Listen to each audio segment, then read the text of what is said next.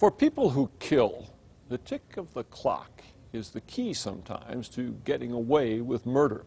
New Mexico's outdated statute of limitations is their great friend, and there was a graphic demonstration of that in a recent high-profile Albuquerque homicide involving a victim whose family is angry and demanding change.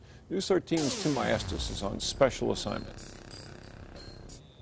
The family of Michael Snyder never imagined the little boy in these pictures would eventually grow into a man who would marry his killer. I've always suspected her from the get-go, quite frankly. Michael's sister Terry still can't believe her brother is gone or that his wife got off so easy for killing him. When police first discovered Michael's remains 8 years after he disappeared, buried right next to the house he built, the case against Ellen Snyder looked clear-cut. This is an open count of murder. I'm going to set your bond, ma'am, at $1 million cash or surety. Snyder was accused of killing Michael for his money in 2002, then burying him and making up a story about how he ditched their tumultuous marriage and disappeared with a lover.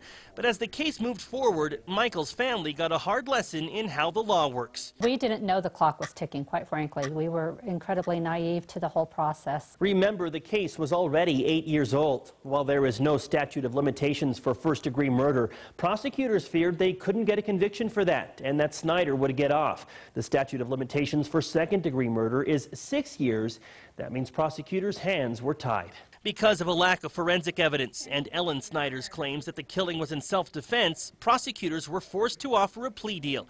In exchange for assurances that the DA would not pursue the first-degree murder charge, Snyder's defense agreed to waive the statute of limitations for manslaughter. Snyder took the deal last May. The result, an 11-year sentence that left Michael's family angry at the system. We want things to change, and we think all New Mexicans deserve that. They're going all the way to the top to do it. We were there as the family met with Governor Susana Martinez at their Northeast Albuquerque home. Hello. The governor wants to change the law too. He didn't deserve what he got.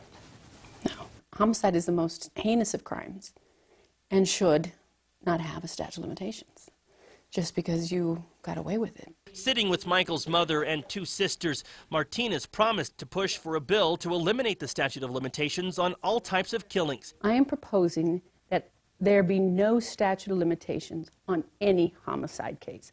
Vehicular homicide, involuntary manslaughter, voluntary manslaughter, second-degree murder, and first-degree murder. 3 lawmakers are introducing bills to do just that in the upcoming session. The governor, a former district attorney herself, says what happened in the Ellen Snyder case is proof the criminal justice system has a serious weakness. No one should ever be able to get away with killing another human being simply because too much time has passed. Ellen Snyder is now sitting in prison, but she won't be there for long. If she could have been tried and convicted of all her crimes, she could have been sentenced to 331 years.